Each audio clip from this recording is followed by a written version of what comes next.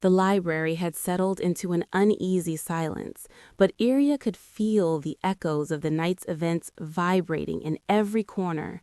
Each book, each shelf, seemed to carry whispers of what had transpired. The air smelled faintly of wax, paper, and something else, anticipation. A storm was brewing, though not of weather. It was a storm of intent, ambition, and shadows cast long before they could be seen. Bastien stood near the window, the manuscript clutched in his hands. He stared out into the city, its streets gleaming under the faint yellow of streetlights, utterly unaware of the invisible currents that threatened his world. His mind raced, trying to process the intrusion, Iria's intervention, and the weight of her words. Ownership, influence, consequences. Each phrase reverberated like a warning, each syllable an echo he could not ignore. "I need to know," Bastien murmured, turning toward Iria, his voice trembling slightly, though he tried to mask it with calm authority. "Why me? Why this manuscript? What is so valuable in these words that someone would risk this?" His eyes, sharp and probing now, searched hers for answers, for a hint of motivation beyond the obvious. Iria's expression remained composed, unreadable, a mask perfected over years of observing and acting from the shadows. "It's never just about the words." Her voice was measured, almost hypnotic, yet beneath it lay a quiet intensity that made him lean closer. "It's about what the words represent. Ambition, trust, control, the delicate balance between what is seen and what is hidden. People will covet power in its many forms. Words are only the vessel." Bastien swallowed, feeling a knot form in his stomach. He had spent his entire life believing that recognition and reputation were the ultimate currency. Tonight, he realized that unseen forces wielded an entirely different currency, one far more dangerous. The shadows along the walls seemed to stretch, as though the library itself had absorbed the sound. The library, usually a place of comfort and inspiration, had transformed into a theater of tension.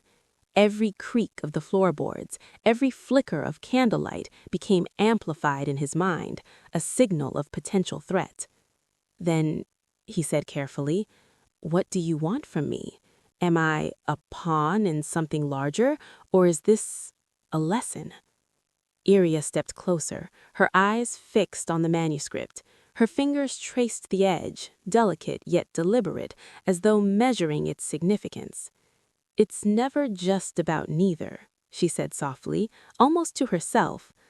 "I want you to understand that protection is not passive, that knowledge alone does not safeguard what is precious. Vigilance does. And sometimes alliances are forged not by choice, but by circumstance." Bastien's gaze shifted from her face to her hands, then back. He sensed layers beneath her words, threads of meaning woven carefully, intentionally. Her calmness unnerved him, for it suggested preparation and foresight he could not yet comprehend. A sudden noise, a muted thud, distant but distinct, made both of them pause. The shadows in the corner seemed to quiver, as though the library itself had absorbed the sound. Bastien's hand instinctively tightened around the manuscript, and Iria's posture stiffened. She moved to a bookshelf, sliding along it silently, eyes scanning for any disturbance. "It's too quiet," she whispered, her voice low, almost a hiss. "Quiet like the moment before a strike. Someone else is here, or someone is coming." Bastien's stomach dropped. "Another intruder?" he whispered hushedly, tinged with disbelief. "Tonight? After what just—" "Yes," Iria interrupted sharply. "They know it was defended. They know the manuscript survived. That makes it even more valuable. The more you protect something, the more others desire it. Desire blinds them. Desire drives them to take risks they would not normally consider." Bastien felt a chill crawl down his spine. He had assumed that the threat was over, that tonight's interruption was an anomaly, but Iria's words shattered that fragile illusion. The danger was ongoing, and it had only just begun. The candlelight flickered again, casting long, jittering shadows across the walls.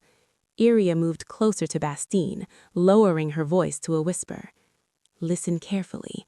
Whoever tries to steal this manuscript next will not come for it openly. They will strike subtly, using what you trust against you. And you must learn to anticipate the unseen. He nodded, absorbing every word, but an uneasy question lingered in his mind. How do you anticipate what you cannot see? Iria's gaze hardened, sharp and precise. By understanding patterns, by observing behaviors, by recognizing who profits from chaos and who thrives in the shadows. Knowledge alone is insufficient. Strategy is everything. And tonight, you've just taken the first lesson. Bastine looked down at the manuscript once more. It was more than ink on paper. It was a symbol of ambition, brilliance, and danger. And now it was a test not of literary skill, but of resilience, foresight, and trust. The air in the library felt charged, electric, almost alive. Bastine could sense the latent tension, the weight of unspoken threats, and the implications of Iria's intervention. One wrong move, one lapse in attention could undo everything. And yet, amid the fear, he felt a spark of understanding, a recognition that he was no longer alone in navigating the perilous currents surrounding his work. "You're serious," he said finally, voice husky with realization. "This isn't just about saving a manuscript. This is a war of sorts. A war in shadows?" Iria's lips curved into a faint, controlled smile. "Precisely," she said, "and in this war there are no observers, only participants, only those who act and those who are acted upon." The words lingered in the space between them, settling into the corners of the room like the dust that had accumulated over centuries of forgotten knowledge. Bastine felt the weight of her meaning, a gravity that pulled at him with equal parts fascination and fear. For a moment, neither of them moved. The library seemed to hold its breath, aware that this fragile equilibrium, formed from fear, strategy, and unspoken understanding, was the first of many delicate balances that would define the coming days. Finally, Bastine broke the silence. "Then, teach me," he said, determination threading through his tone. "Teach me how to protect it before the next attack." Iria regarded him silently, assessing, measuring, weighing. Then, with the faintest nod, she replied, "Very well, but understand this. The lessons will not be easy. They will demand vigilance, cunning, and sacrifice. And the first lesson begins tonight." A distant clock chimed, marking the passage of time with deliberate precision. Outside, the city remained oblivious, bathed in soft, indifferent light.